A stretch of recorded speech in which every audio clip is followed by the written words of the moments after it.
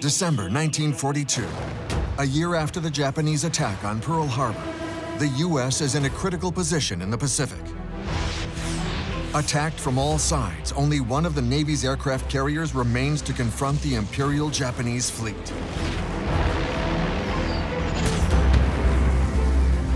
Aboard USS Enterprise, pilots are flying older aircraft to challenge Japan's formidable Zero fighters. While it may seem like an uneven match, that's all about to change. Within several months, the U.S. government will provide its Navy with the means to emerge victorious, furnishing the planes and ships needed to defeat the best and most aggressive naval fleet of all time. Navy crews will bring the Japanese to their knees, fighting them on their own turf. Within several months, America's Naval Air Force will become the most powerful ever mustered by a nation at war. So begins the reign of the giants of the seas.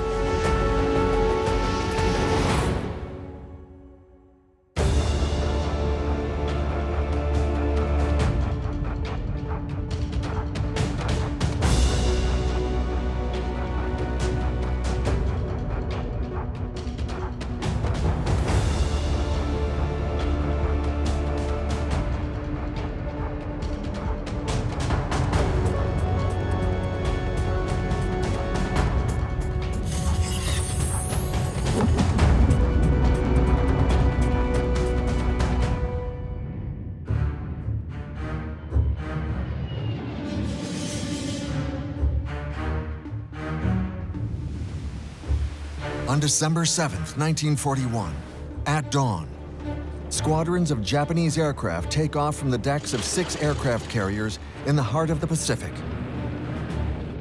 These are seasoned pilots, likely the best of their time, with several campaigns behind them.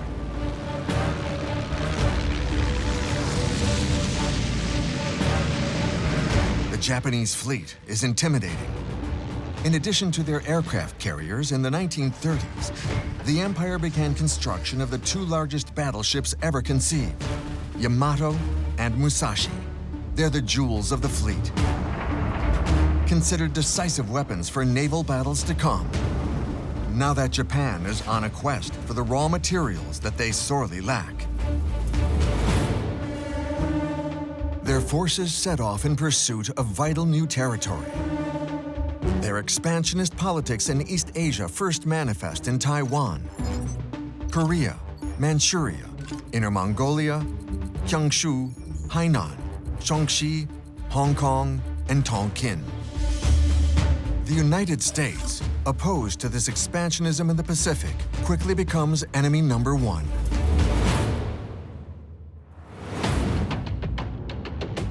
The goal of the raid is simple: weaken the U.S. Pacific Fleet to such an extent that it cannot interfere with the Japanese conquest of Malaya, the Dutch East Indies, and the islands of the Pacific.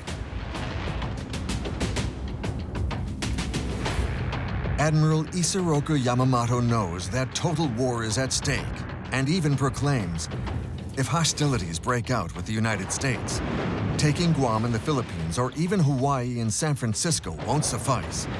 We'll have to head to Washington and sign a treaty at the White House. The Japanese realize that it will only be a matter of time, once the war in the Pacific begins, before the United States can interfere with their progress toward the Southern Resource Zone. So they come up with a plan for a preemptive attack that will prevent the United States from interfering. No fewer than 352 fighters, dive bombers, and torpedo bombers will attack the enemy fleet in 2 successive waves. It's the first attack of this scale in naval history.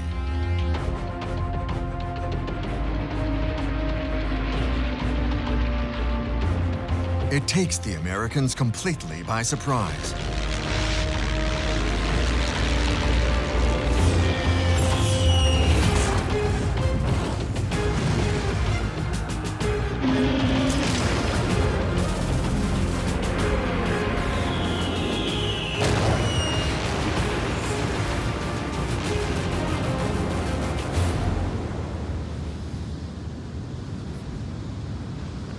This attack on the Hawaiian Islands drives the United States into World War II.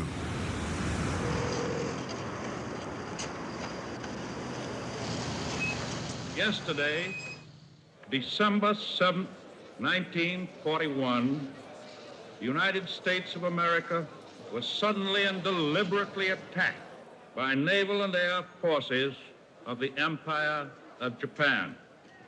I ask that the Congress declare a state of war between the United States and the Japanese Empire.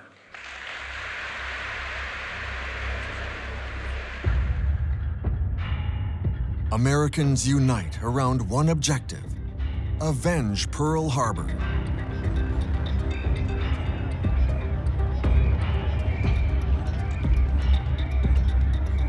Pearl Harbor flips the switch of American sentiment.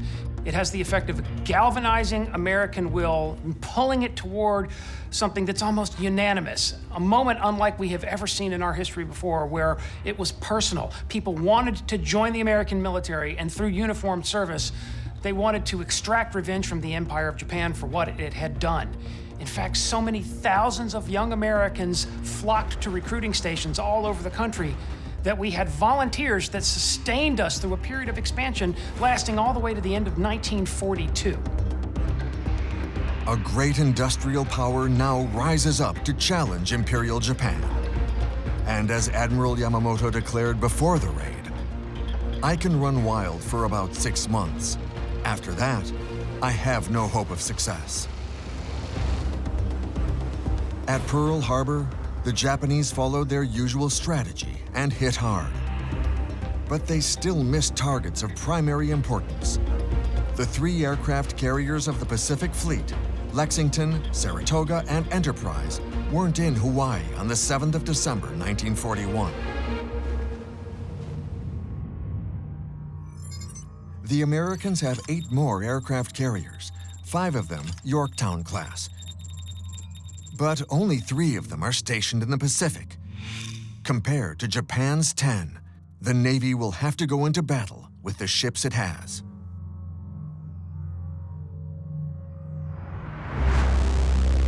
USS Enterprise is a heavyweight among Yorktown-class carriers. It's the most decorated U.S. ship of World War II. This giant is 246 meters long, weighs more than 20,000 tons, and can carry 80 aircraft. Its pilots soon become the heroes of a nation on the ropes, forced to destroy the enemy or perish.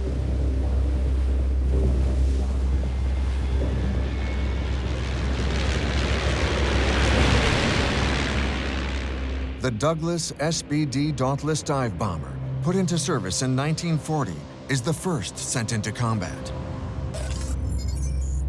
10 meters long with a wingspan of 12.6 meters, it weighs 4.5 tons. It's slower and less maneuverable than the Japanese fighters, but the Dauntless can still reach a ceiling of more than 7,500 meters. Armed with 2 M2 Browning 50 caliber machine guns, 1 725-kilogram bomb, and 2 45-kilogram bombs beneath its wings, the Dauntless is rugged, effective, and dependable. The pilots nickname it slow but deadly. And yet, the crews pull off some miraculous feats. The Dauntless will sink more ships than any other aircraft involved in the War of the Pacific.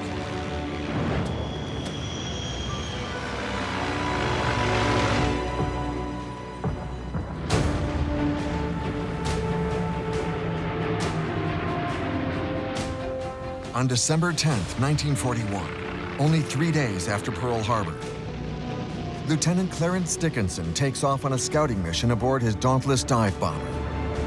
Several minutes later, he spots and sinks the Japanese submarine I-70. But it's one small victory for the Allies. During the first months of 1942, they suffer a string of defeats in the region. The Pacific War isn't looking good for them.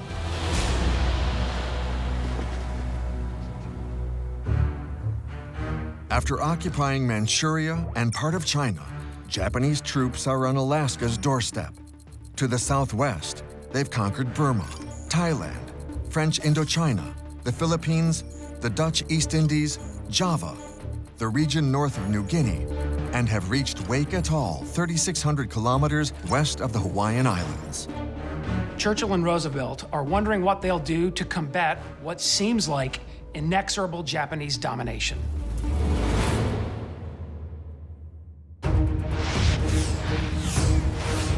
And 1942 begins abysmally for America's Naval Air Force. Langley, the Navy's first aircraft carrier, is sunk off the coast of Java. The Japanese had launched a squadron of Mitsubishi G4M Betty bombers at it. They were the most widely produced bombers between 1941 and 1945. With wingspans of nearly 25 meters and almost 20 meters long, the Betty is light and fast at 428 kilometers an hour. It has a powerful range of action at nearly 3,000 kilometers. But the weakness of the armor around its fuel tanks exposes it to enemy fire. The Japanese nickname it the Flying Lighter.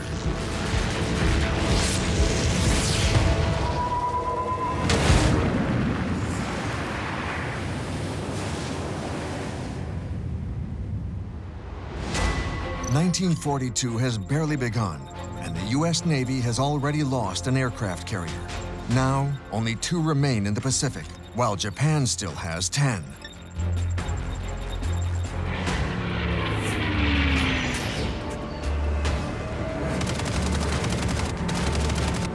The Americans need a new fighter plane, one that can outperform the infamous Japanese Mitsubishi A6M-0, designed specifically as a carrier-based fighter.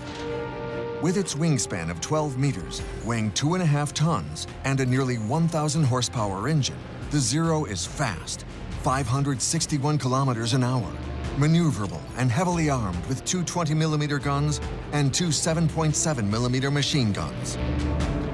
The Grumman F4F Wildcat is easy to identify. Small and boxy, its wings are fixed in medium position and its landing gear is stowed in the fuselage. It weighs 3 tons and is armed with 6 Browning 50 caliber machine guns and can carry 91 kilos of bombs. Its Pratt & Whitney 1,200 horsepower engine can reach a maximum speed of 600 kilometers an hour. It's only slightly less maneuverable than a Zero fighter.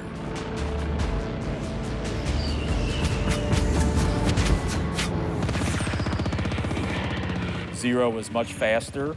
It could outclimb, outdive, and outturn a Wildcat. How did we use this old airplane and manage to make it work so well?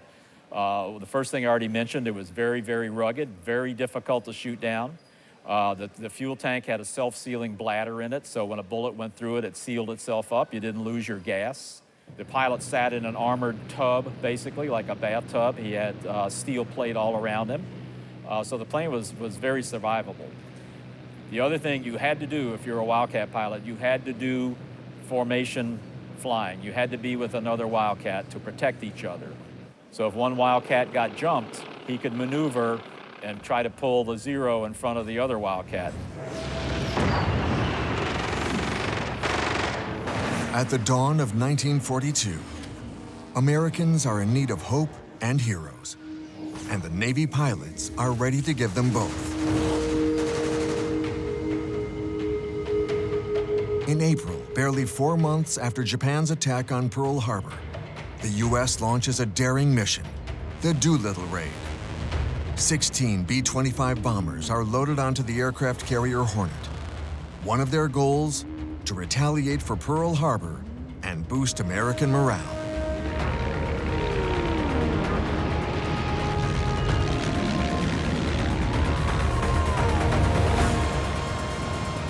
But it's a gamble, because the U.S. is going up against one of the best and certainly most aggressive naval fleets in the world.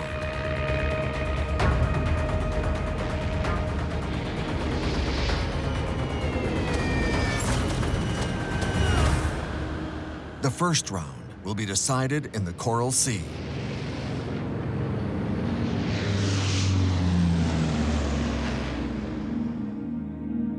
To isolate Australia from its American ally, the Japanese decide in May 1942 to seize two important ports, Port Moresby in New Guinea and Tulagi in the Solomon Islands. Using 3 aircraft carriers, 2 heavy, 1 light, the Japanese fleet will confront American forces based on the carriers Lexington and Yorktown. It's the first naval aviation battle in history. The two groups are separated by a distance of 400 kilometers. A new form of warfare is playing out, a battle beyond the horizon. The ships of the two fleets will face off, sight unseen.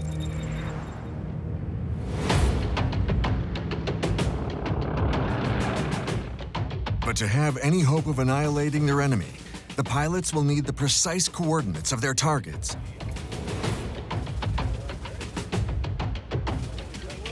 The airstrikes begin on May 7, 1942. Late that morning, the combined air groups of the USS carriers Yorktown and Lexington flush out the Japanese carrier Shoho.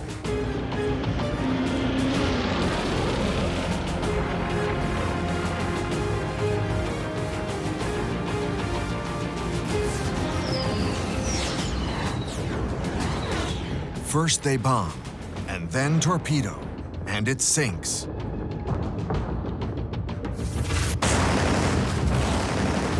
Confusion reigns.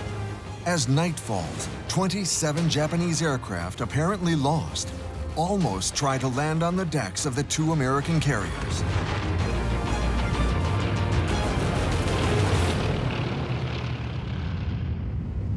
At dawn on May 8, 1942, patrol aircraft spot the enemy carriers, and the attacks begin again.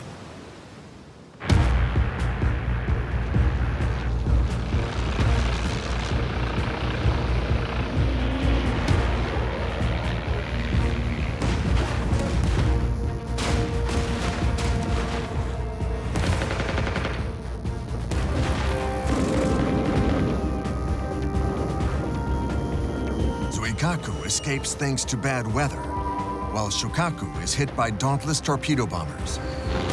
Its flight deck is heavily damaged.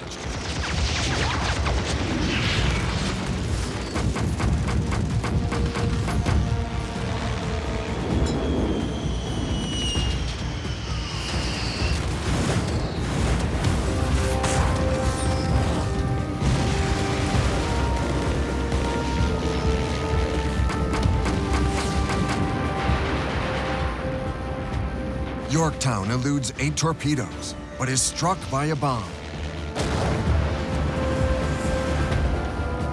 Then, Lexington's oil and aviation fuel lines are hit, causing a series of fiery explosions inside the vessel. Its 3,000 crew members abandon ship, which is then scuttled by escort destroyers. After 2 days of combat, the Japanese have attained only half of their initial objectives. They failed to take Port Moresby in New Guinea, but they do seize Tulagi in the Solomon Islands. The Battle of the Coral Sea is a deadlock in the struggle between the Japanese and the Americans. And what I mean by that is that on a tactical level, the Japanese have an advantage because they sank USS Lexington, one of the American aircraft carriers. But on a higher strategic level, the Battle of the Coral Sea is the first time that a Japanese campaign has been stopped dead in its tracks. Over the course of the battle, the Japanese lose 80 aircraft and as many experienced pilots.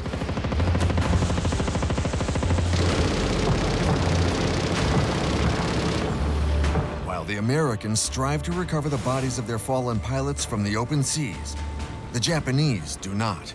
This mission not only neutralizes 3 of their aircraft carriers, the loss of so many Japanese pilots will also have serious repercussions for future battles.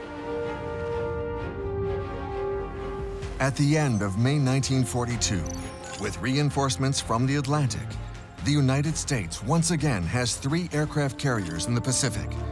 But Yorktown is badly damaged. The Japanese still have 10, with 2 still awaiting repair or rearmament.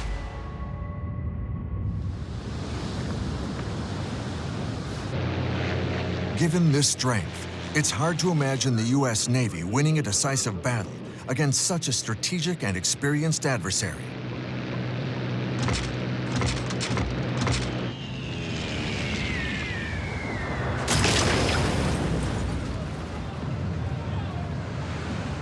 Struck by a 250-kilogram bomb, Yorktown is diverted to Pearl Harbor, 7,000 kilometers away. It arrives on May 27th and is repaired in only 3 days. The Japanese think they've sunk it, but Yorktown reappears on May 30th. Leaving Pearl Harbor, it heads for a small and now famous U.S. territory, Midway.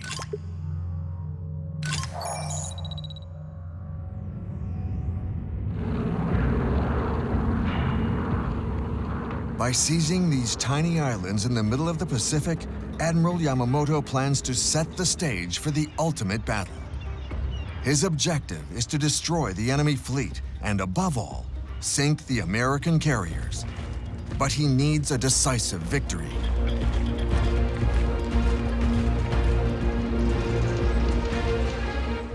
Yamamoto is unaware of the fact that U.S. naval intelligence has broken their codes. And having that information will reward us handsomely over and over again all the way through to the end of the conflict. In the short run, though, having broken the Japanese naval codes allows us to position our fleet ahead of the Battle of Midway in such a way as to lay the greatest ambush in naval history. The carriers Enterprise and Hornet now have backup with the Yorktown's successful return. Yamamoto thinks he's going to surprise the enemy, but he has no idea what he's in for. The American Air Group has more than 200 aircraft on board: Dauntless dive bombers, TBD Devastator torpedo bombers, and F-4F Wildcats. They'll be supported by 100 aircraft based at Midway, among them the first torpedo bomber, TBF Avengers.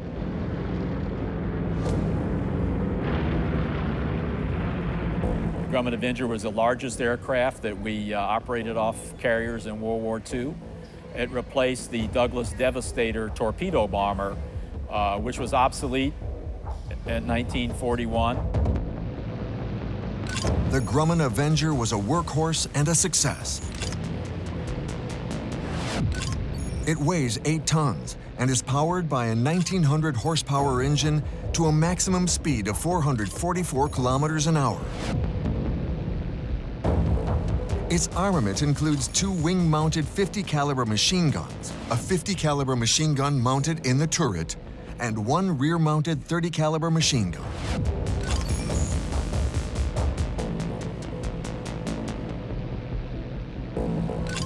It carries 1 900 kilogram torpedo and 8 5-inch rockets.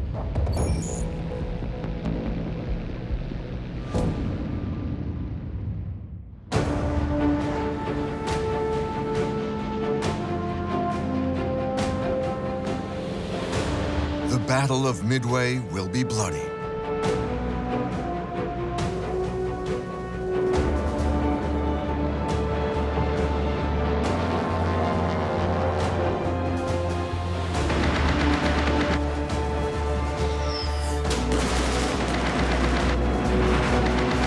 Waves of Japanese fighters fly over the atoll. Defensive forces can't put a stop to their relentless assaults. And the Japanese think victory may be in the bag. But Admiral Nagumo decides to rearm aircraft for a second air raid on Midway.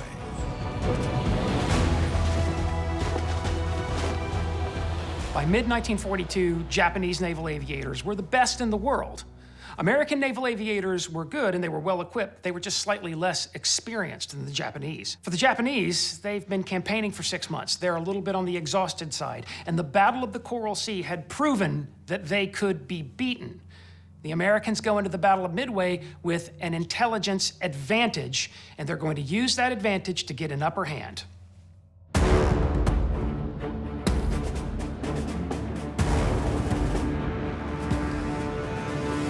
Nagumo makes another fateful decision. Twice, he orders changing out the armament of the aircraft queued up on the flight deck, while others, short on fuel, are requesting permission to land. In vain, most crash into the sea. There are no backup aircraft to defend the Japanese carriers. Suddenly, squadrons of dauntless dive bombers appear, raining bombs on their enemy.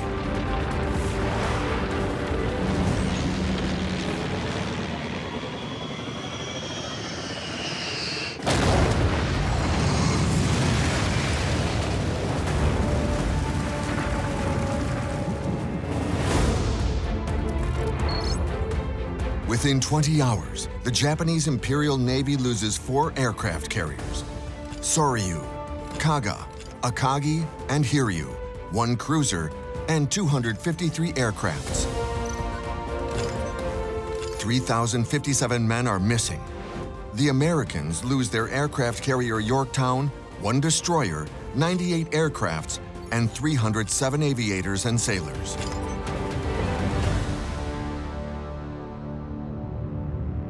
For the Japanese Navy, the Battle of Midway is a catastrophe.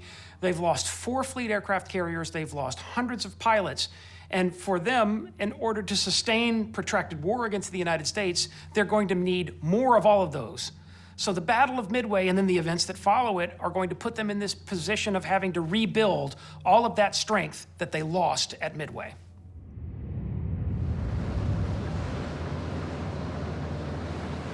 Yamamoto was right when he predicted that Japan would have to gain the upper hand quickly before the U.S. Navy could crush them. 6 months after the attack on Pearl Harbor, Japanese expansionism in the Pacific is faltering.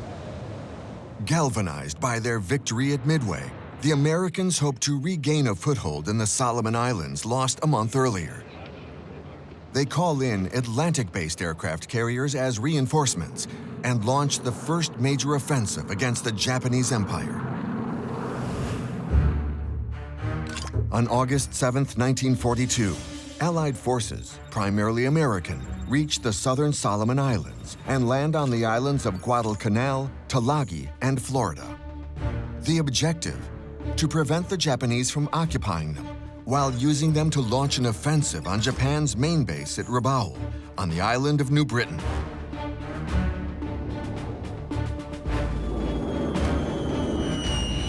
On Guadalcanal, American forces seize the landing strip at Henderson Field. The Marines will defend it tooth and nail, and it will never be recaptured by the enemy despite repeat attempts. The Japanese have reached the tipping point in their takeover of the Pacific. But the Navy will pay a high price for this major strategic victory.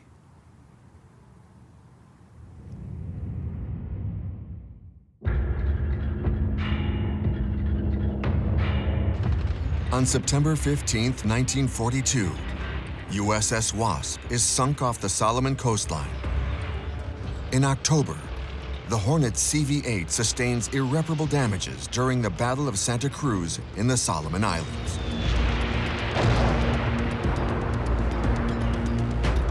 It goes down with 140 sailors.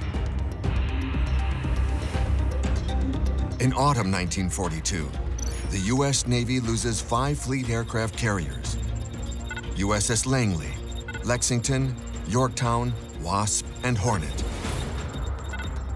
Enterprise and Saratoga are the only carriers to survive these attacks. Still, the Americans hold their own. The Japanese have also lost 6 aircraft carriers since the start of the war, but deployed more than their enemy.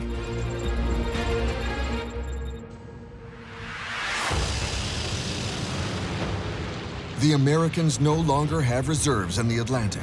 How to make up for this shortfall? By building more aircraft carriers.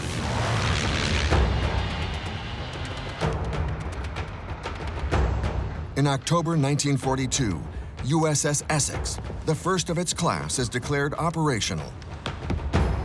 24 Essex-class carriers will be built in just 2 years, like USS Hornet, second ship of its name. Hornet is a 36,000-ton giant, the length of 3 football fields.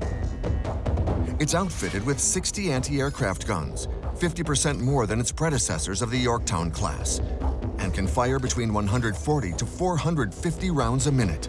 Hornet can surround itself with a barrage of defensive fire. This armament becomes essential in October 1944, when Japan's first kamikazes have only one mission: to sink the Navy's aircraft carriers. Equipped with 5-inch guns, Hornet can open fire on enemy ships or defend itself during landings. Its belt armor is more than 100 millimeters thick. Its deck is also heavily armored to withstand Japanese bombardment. Hornet carries 103 aircraft, fighters, fighter bombers, and torpedo launchers. It can reach record speeds of up to 33 knots and has a cruising range of 15,000 miles, half the circumference of the Earth.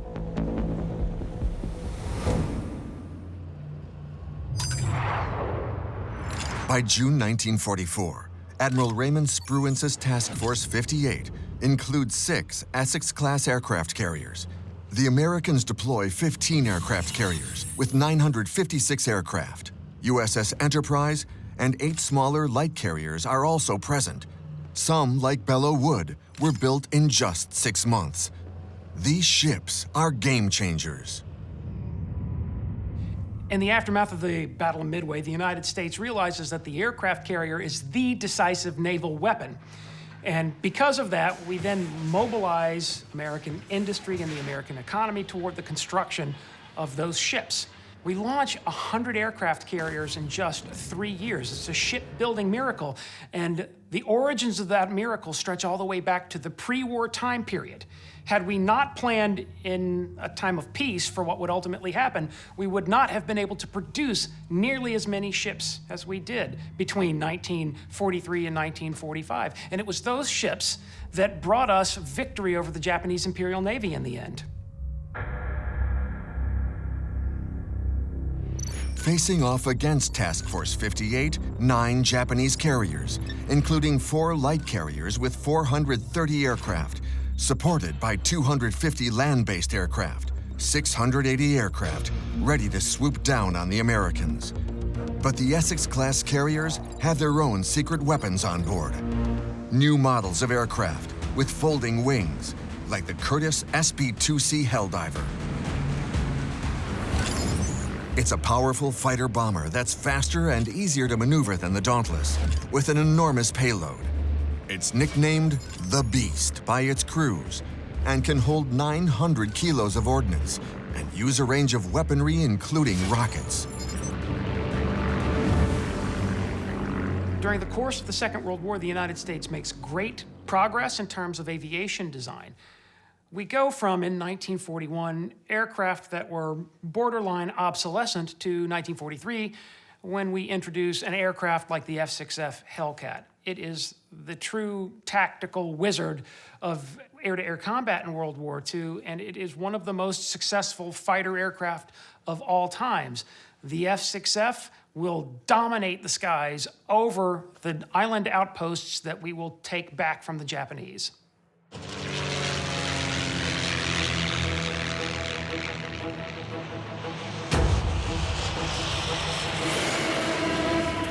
More efficient than the Wildcat with its speed and maneuverability, the Hellcat is a formidable aircraft. Its pilots will take out more than 5,000 enemy planes. It dominates the aerial battle space more than any other naval fighter in the Second World War.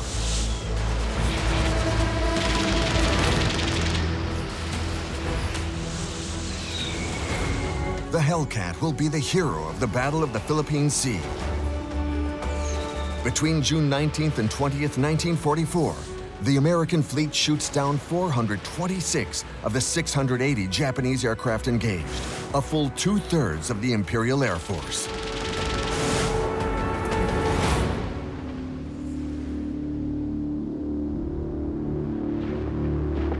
Imperial Japan loses 3 aircraft carriers, and its naval aviation will never recover.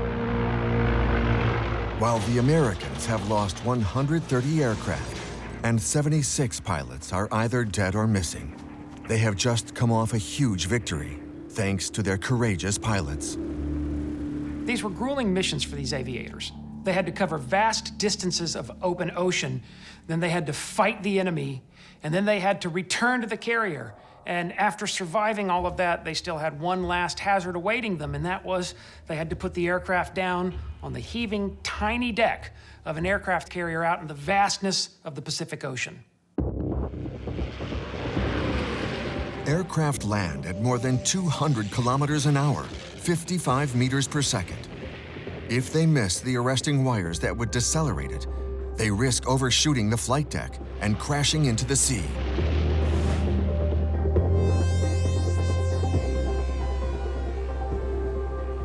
Throughout World War II, Navy pilots had orders to dump all ammunition before landing, out of precaution.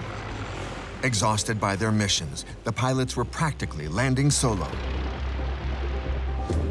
They couldn't rely on any kind of tracking or radio navigation, and in worst-case scenarios, if a plane were to crash on deck without having dumped ammo, they could all go up in flames.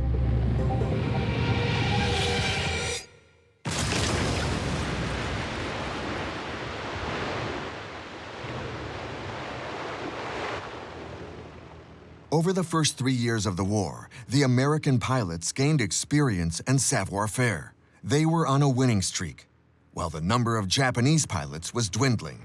The best were taken out, and the ones who replaced them had far less training and experience. In December 1941, the attack on Pearl Harbor had demonstrated the great offensive capabilities of aircraft carriers. 3 years later, the Americans had not only absorbed this lesson, they learned to beat the Japanese at their own game. At the end of 1943, the Navy commissioned 17 Essex-class heavy aircraft carriers, 9 Independence-class light carriers, and 74 escort carriers. Carrier-based naval aviation had a second role in the Pacific War, and that was to provide tactical close air support for ground units who were involved in recapturing all the territory that the Japanese had seized at the outset of the war. Without naval aviators flying in support of ground operations, the ground troops would never have been able to recapture all this territory from the Japanese by the end of 1944. At the end of October 1944, the Japanese Admiralty launches all of its forces at the Philippines, where the Americans are preparing to land. Between October 24th and 25th, in an area about a third of the size of Europe, 4 battles will pit 68 Japanese ships weighing a total of 700,000 tons against 225 American ships with a record weight of 1,316,000 tons. The Battle of Leyte Gulf is the largest naval battle in history. Over 200,000 naval personnel participated in the battle on both sides. There were 16 American aircraft carriers committed to this battle. The Japanese commit 4, 1 fleet aircraft carrier, 3 smaller carriers. 1,800 aircraft are involved in this battle, 300 Japanese, 1,500 American. So it's not only the largest surface action in naval history, it's also the largest naval aviation battle that has ever taken place. And we will never see any more battles in human history that can rival it.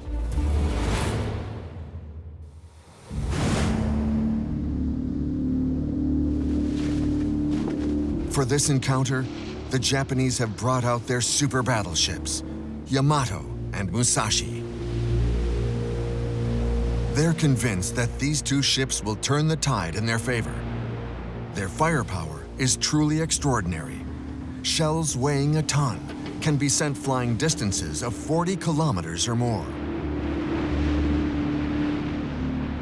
It's fascinating to recognize that even at this late stage in the war, after Coral Sea, Midway, Santa Cruz, Battle of the Philippine Sea, the Japanese still imagine that a single decisive naval action will destroy the American Navy and prevent it from invading the Japanese home islands. And that's why for this, they bring out the big guns.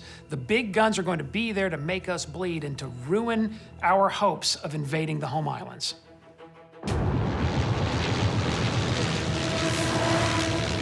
The 16 American carriers will play a pivotal role during the confrontation. Opposing them, only 4 aircraft carriers remain. The last of the Imperial Navy's fleet. The night of October 25th, 1944, these 4 ships will have sunk. What options remain? Without experienced pilots, without aircraft, the Japanese carriers served as decoys, allowing other naval forces to attack American amphibious capability during landing, but to no avail. The 116 aircraft they carried were lost. 800 others based on land were destroyed. After the bloodbath of the Mariana Islands campaign, it's the chaos of Leyte Gulf. 3 years after the attack on Pearl Harbor, it's both the end of Japanese naval aviation and long-held ideas of how to wage war at sea. Conventional ships are almost helpless against massive aerial attacks orchestrated by dozens of aircraft carriers.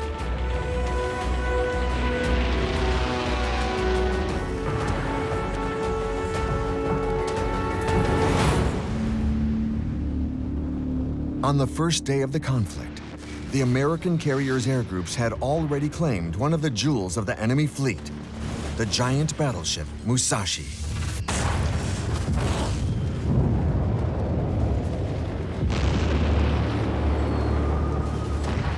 "73,000 tons of ship sunk in a matter of minutes after being struck by 17 bombs and 19 torpedoes. Out of a 2,900-member crew, 1,000 went down with the ship. Facing mounting casualties and running out of time, the Japanese are left with no alternative but to adopt suicide tactics. After capturing the Philippines, the Americans land at Iwo Jima in February 1945 and at Okinawa in April. The Navy's carriers are getting closer to Japan.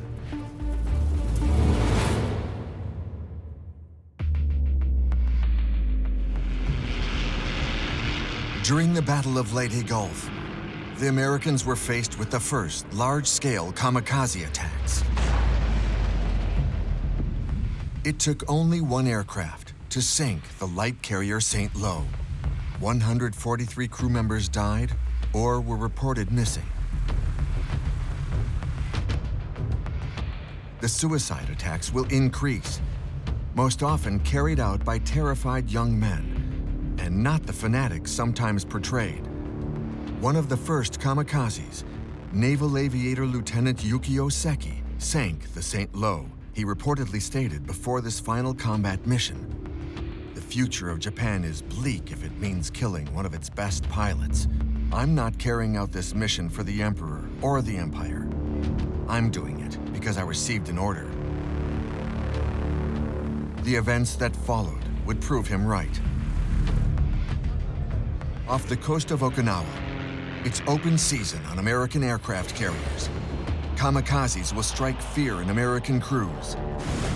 Between October 1944 and July 1945, nearly 4,000 Japanese pilots will perish in suicide attacks, which will fail to change the outcome of the war.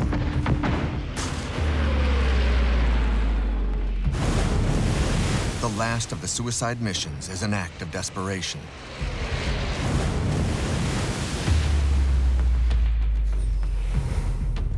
The Emperor himself orders a final operation centered around its last super battleship, Yamato. Its mission is to destroy everything in its path before running aground on the island to serve as a coastal battery.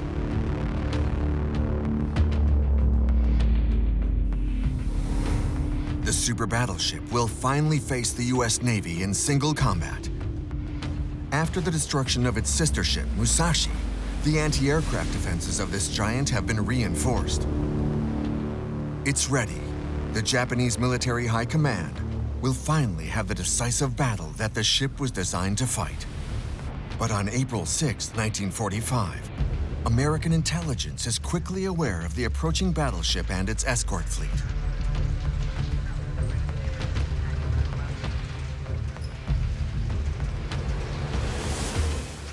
When the United States Navy learned that the Japanese super battleship Yamato had sortied from the inland sea and was approaching Okinawa, it suddenly set in motion a fascinating chain of events, because it quickly revealed that within the ranks of the United States Navy, there were still advocates of the two types of Navy. The old Navy, where they imagined the only way of dealing with this threat was by countering it with other battleships. And then advocates of the new Navy that imagined this threat can be dealt with using only naval aviation. And in the end, what happens is that the new Navy, the new vision, the naval air power advocates, they win, because this new Navy, they get to Yamato first, and they clean it up and left nothing for the old surface power advocates to deal with. So the airplanes did what the battleships didn't ever get even a chance to do.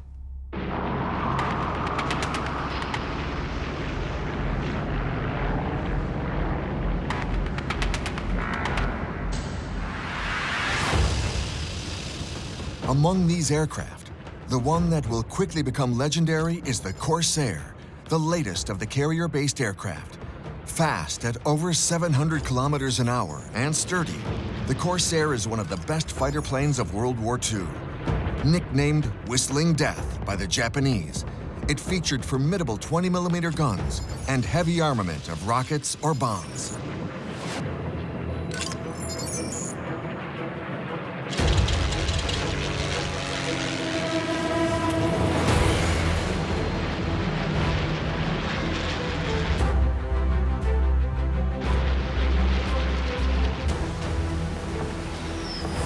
Without air coverage, Yamato is vulnerable. 440 American aircraft, dive bombers, and torpedo bombers will attack in successive waves. At 12:45 p.m. on April 7, 1945, a first attack of 132 aircraft, SB-2C Helldivers and Grumman Avengers, seriously undermines the effectiveness of its anti-aircraft guns and hits a boiler room.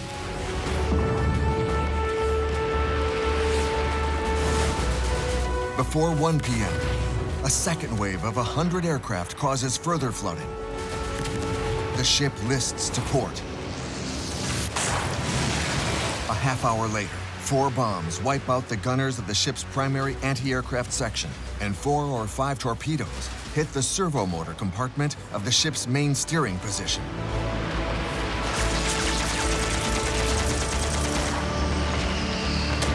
The evacuation order is given at 2:02 p.m. Yamato begins to capsize.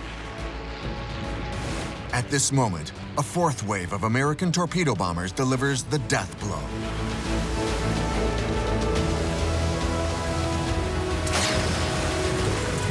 Of the 2,774-man crew, only 276 will survive. The American Navy will suffer losses of 10 aircraft and 12 aviators over the course of the clash. American naval aviation has put an end to the Imperial Japanese Navy. The loss of Yamato in April 1945 marks the end of an era. And that era was the period during about 40 years of human conflict when the battleship was the most powerful weapon that any nation had. By April 1945, it was proven conclusively that the battleship was no longer the most powerful weapon, the aircraft carrier was. September 2nd, 1945. 4 years after the surprise attack on Pearl Harbor, Japan accepts its total defeat. The act of surrender may have been signed aboard the battleship Missouri, but it's the aircraft carriers and their crews that allowed America to win the Pacific War.